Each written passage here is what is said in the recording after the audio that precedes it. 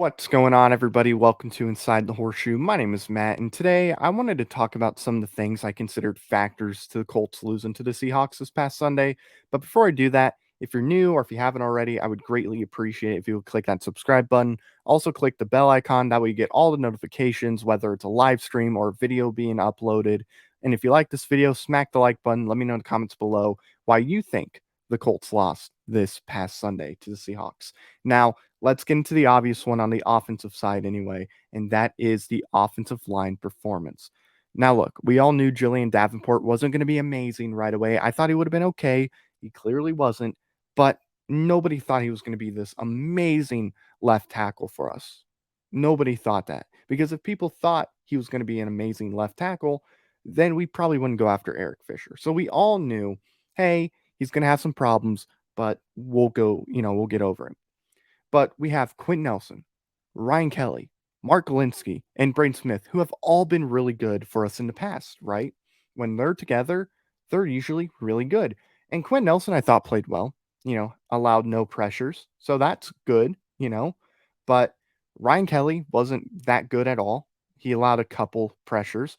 Definitely didn't look like the Ryan Kelly that we know from the past. Mark Galinsky didn't play all that great. He wasn't terrible. He was fine, but he didn't play all that great. And then Braden Smith, man, very disappointed in Braden Smith because he is, to me anyway, one of the best right tackles in the NFL. That's how I see it. He's one of the best, and he was paid like he was one of the best, but he allowed five pressures. And on that fourth down that they went for it in the fourth quarter or in the third, he got bulldozed over. Like he got destroyed and embarrassed by somebody who never played in the NFL. It was his first regular season game, I believe, and he got owned, got destroyed.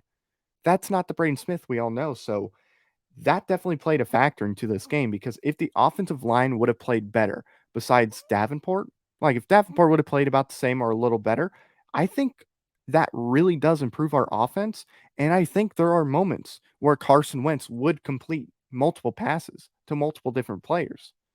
But our offensive line just did not show up, it seemed like, besides Nelson.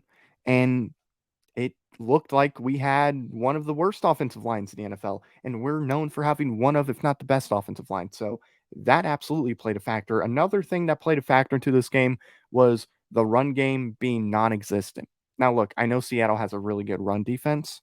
I know that, but Jonathan Taylor didn't do a whole lot in this game. He had 59 yards in this game? Not great. Nyheim Hines, I thought, played pretty well, but he offered you both the running and the receiving side of things for him. I thought he did all right, but really, the run game was almost non-existent at times. Like Seattle had us beat. Now there were some plays where we beat Seattle and Jonathan Taylor had a nice run or two, but really that was about it. Every other play it seemed like Jonathan Taylor was getting stopped after 1 yard gain. That was not the Jonathan Taylor that we were expecting. We were expecting the Jonathan Taylor from the last few games of last season, and that's not what we got. Nyheim Hines played pretty well, could have been better. I expect them to play better because, like I said, Seattle has one of the best run defenses in the NFL, and that clearly showed. Now you look at Seattle's side of things in that game. Chris Carson played great in that game. He had over 90 yards. He might have even cracked 100 in that game. Like he played great. Their run game played really well. Our run game did not.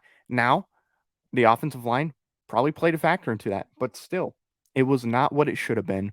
And I really wish we would have brought Marlon Mack in for a couple plays at least, just to see what Marlon Mack could do. I know some people disagree with bringing Marlon Mack in at this moment, but I think we should have brought Marlon Mack in just for some plays, just to get him back into the rhythm of things because you don't want to keep him out until a player gets hurt and then him go in and him not being ready. I think we need to allow him to slowly get back into things. The lack of pressure from the defensive line also played a factor into this game, especially in the first half, because the first half we allowed 21 points. And it's not just on the defensive line at all, but we really didn't have much pressure put on Russell Wilson. Like, I know Russell Wilson's a great quarterback, one of the best quarterbacks in the league, for sure, but we really didn't have a lot of pressure on him in that first half. The second half, it changed. Buckner got his sack, which was nice. But really, besides that, There wasn't a lot throughout the game at all. That has to change for sure.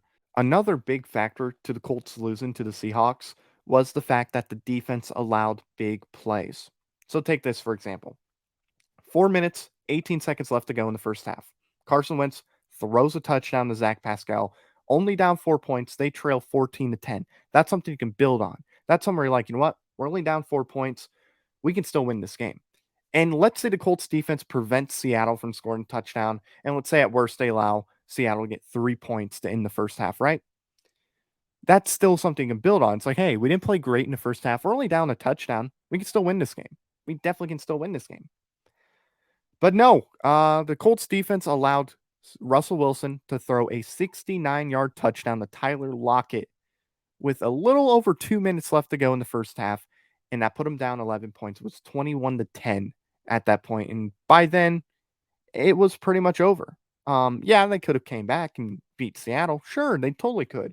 But with the way the offensive line was playing and the way the defense was playing at that point, yeah, you don't want to be down 11 to Seattle after the first half. You just don't want to be. The Colts allowed big plays to happen in this game. For example, that first touchdown that Seattle had, the Tyler Lockett, should not have allowed that to happen at all. That was unacceptable to let Russell Wilson go back there and just throw it up there and then let Tyler Lockett just find the ball and catch it. Big play right there. You can't allow that to happen at all. You got to play better. And hopefully they do that this upcoming Sunday against the Rams. Because if they don't do it, then it could be a long day.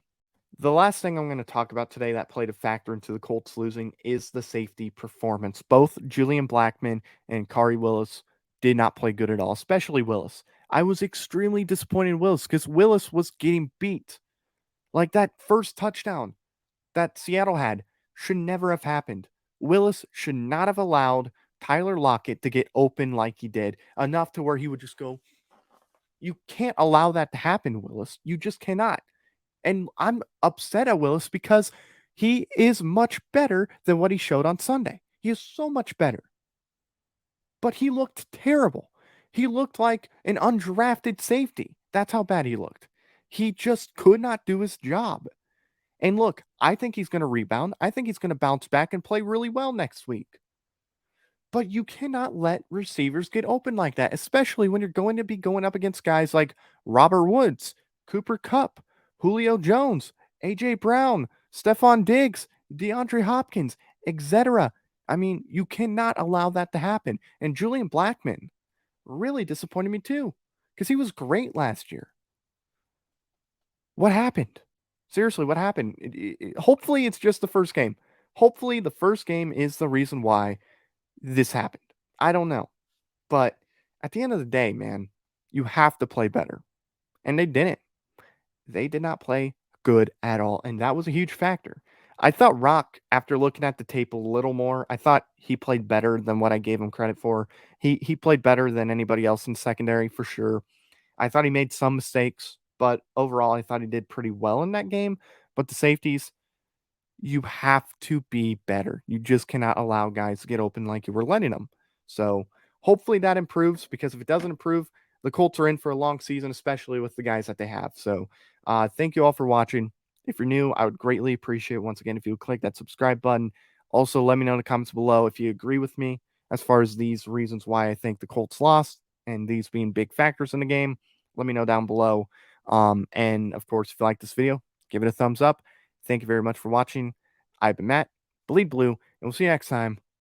Thank you very much for watching this video. If you like it, make sure you watch one of these other two videos. They're cool. Also, if you're new, please click the subscribe button as well as the bell icon.